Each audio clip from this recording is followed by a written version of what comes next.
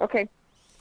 We are back live here on our big broadcast. We are coast to coast and border to border on iHeartRadio today. Thanks for tuning in to the big program. Also, a quick shout out to our friends at KFRK in Denver as well, and internationally live each and every week on Leicester in the United Kingdom at 107.5. And of course, iHeartRadio, 50 plus AM FM stations across the country and around the world. And we have got a great guest joining us today, Judge Paula Patrick. How are you, my friend? Welcome to the program, Judge. Doing well. How are you? Pretty good, actually. You have Thank you so much. you have a tremendous background. How did you get started in the world of law? Oh, wow. That's a great question. And actually, I have a pretty strange story about how I got involved in the law. It started when I was very young. It started when I was, I'll just tell you, I learned to read at 3 years old. My mother taught me to read at 3, so I did not go to kindergarten. I went straight to first grade. So I Wow. was 6 when I went to first grade, and by that time, I had been reading for 3 years. And so, one day it was my turn to read. We would take turns and put our chairs in a circle and take turns reading. And so a lot of the kids were struggling, didn't know how to read. And so when it came my time to read, I was reading so well. My teacher, she stopped me, and she asked me, "Who taught you how to read?" Well, I said, "My mother." And so she protested and asked me again, "Who taught you how to read?" I said, "It was my mother." So apparently that was the wrong answer, because she took me and she actually sat me on the table. Yes. And so I go home and I tell my mom what happened to me. And my mom comes to the school. She and the teacher, they have words. But sure enough, the next day, and every time the students would read the entire school year, she would sit me under the table. And so I tell you that story because I never forgot what it felt like to be mistreated. And I've actually had devoted my life to ensuring that people would not have to feel the pain of injustice as I did. And so at that point, I began to sit under the table, hear how far they would read, and I would go home and read that much further. I don't know what was going on in my 6-year-old mind to do that, but that's what I did. And I would start reading, stories about like some of the great, civil rights leaders, Thurgood Marshall and others, and how they were lawyers and how they fought for justice for people. And that is what inspired me, believe it or not. That's awesome. That's awesome. You just wanted to hmm be, I guess, at 6 years old, a little bit better than everybody else, and there's nothing wrong with that, Judge. I didn't think that was the case. I didn't know. I just felt that, if they're reading, I can certainly go home and read better. And That's read more. right. So maybe that was the competitive spirit in me then at that time too. But, I always say that, God has a reason for all of us being here, and different things happen to us to show us who we really are. Because I don't think you decide who you are. I think you discover it. Yes, yes. We have got a tremendous guest with us today. She joins us live here on the telephone, Judge Paula Patrick. And she is an amazing individual. She is a candidate for the Pennsylvania Supreme Court. What made you decide you wanted to do this? Well, I can tell you, I've been a judge now. This is my 18th year on the Court of Common Pleas in Philadelphia. And since 2015, our Supreme Court has become very, very heavily left-leaning. And we have been getting decisions out of that court that I believe are questionable.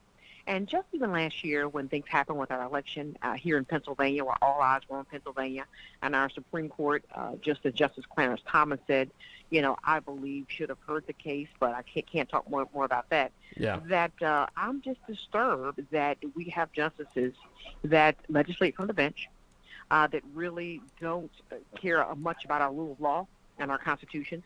And so that's why I'm running. I believe that we need someone on that bench that has courage, that's willing to stand up to the liberal left, that's willing to do the right thing, protect our rights, and defend our freedoms. And I've been doing that for 18 years in Philly, and I want to continue to do the same going to the Supreme Court.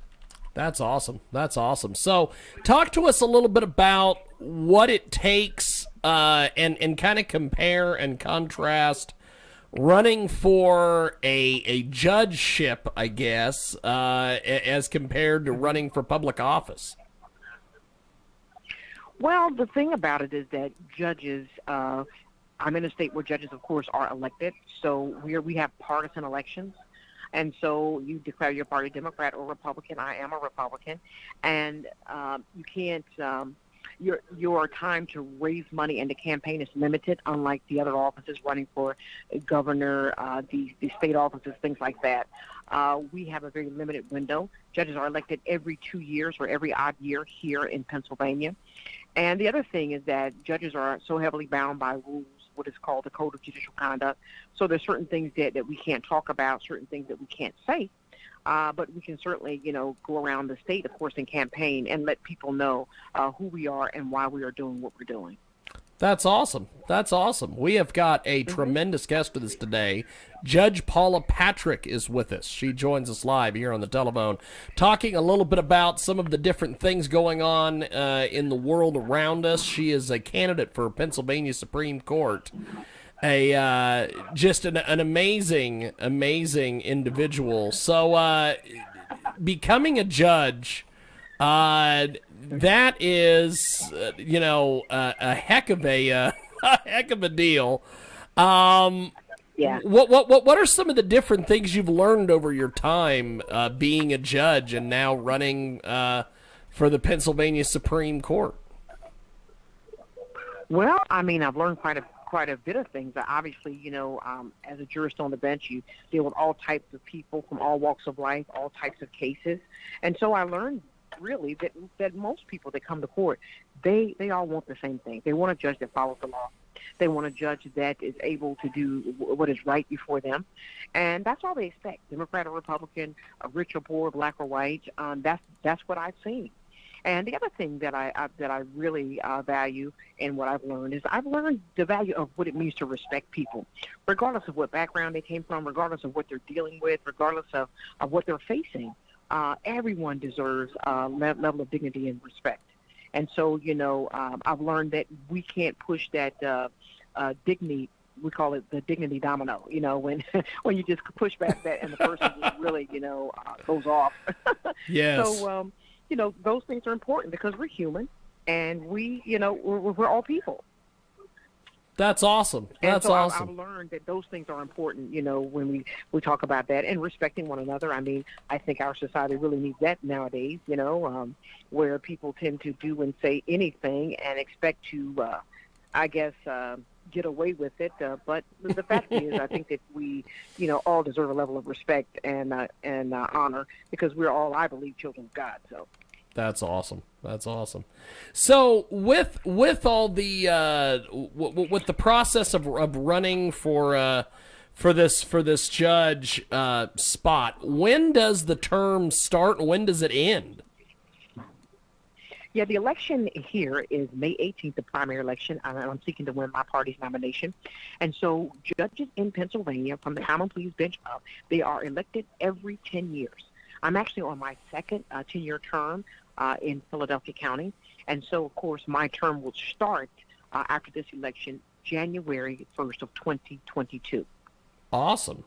So what do you think your chances are with this position of getting this? Well, I think my chances are, I think that my chances are great.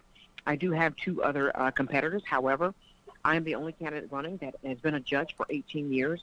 The other ones have only been a judge, I think, since 2011 or 2010, something around there. The other thing about me is that I'm the only candidate running that I believe that would be able to take this party into every background and culture and society, because I am a conservative African-American woman in one of the most liberal jurisdictions on the planet, Philadelphia. And Yes. I think that bodes well in opening up the conversation of conservatism to these other groups who have I think historically have not really known about it or understood, just like I didn't. I mean, I was born and raised as a Democrat. I mean, I'm black in America, so that's kind of on your birth certificate. So it wasn't until 2009 that I began to research the platforms of the party, and that's when I switched. So I've actually been a Republican judge longer than I've been a Democratic judge.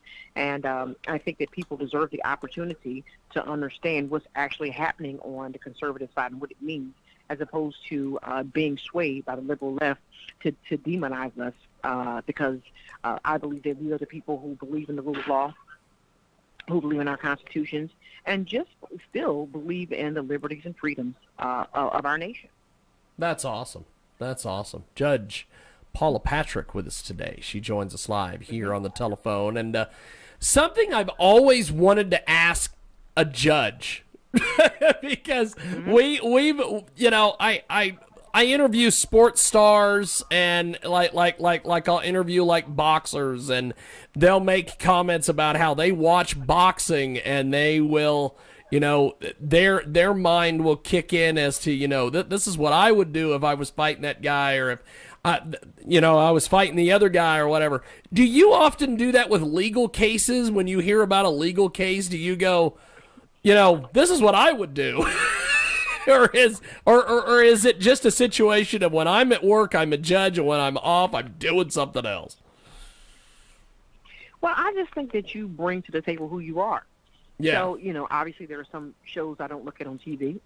Yes. Of that. There are some, there are, and so I'm always mindful when I catch myself, kind of analyzing things under that lens as much as I can. But I think we just bring to the table who we are, which is why I think there's a need to have someone on our state Supreme Court that has a different background experience from the other justices that are there, because I think that the impact makes a difference when you're making decisions. Now, we all understand that you should follow the law as a judge, but I do believe that, you bring to the profession or to your respective position, whatever that is, who you really are. That's awesome. Well, I've looked at your social media and your websites and everything you've got going. If you could be a TV judge if you wanted to be at some stage of the game. The way you've done this marketing for your run here. Whoever you're working with on your marketing, that they are doing a heck of a job for you. Oh, wonderful. Thank you. So and you mentioned my site, so I'll let people know that they can go to votepaulapatrick.com to get more information about me. Also on the Facebook at Judge Paula Patrick, and on Twitter at Judge Patrick PA. That's awesome. Well, Judge, it's been an honor and a privilege. Thank you for doing this. I definitely want to keep chatting with you because you are tremendous, and you've got a great background and just an amazing story. Thank you for sharing with us that story of when you were littler and you were just pushing for success, and you didn't realize at the time what you were doing, but now that you look back on it after all these years, you're like, I was putting the time in. So yeah, and not to mention, listen, I found out what was actually inside of me. Yes. So that's awesome. So yeah. Thank you so much, guys, for your time. It's awesome. I'm looking forward to coming back on the show on May 19th, letting you know the victory. Yes. So if there's people that have family and friends in Pennsylvania throughout the entire state, they can vote for me. And I'm Paula Patrick. I'm the first name on the Republican ballot. And go to votepaulapatrick.com to donate, as well as to find out more information about me. That's awesome. Well, Judge, good luck with everything, and I will talk to you soon. Thank you, my friend. Thank you. Appreciate it. Thank you so much. Bye-bye. There she goes, Judge Paula Patrick, and we are going to take a brief time out.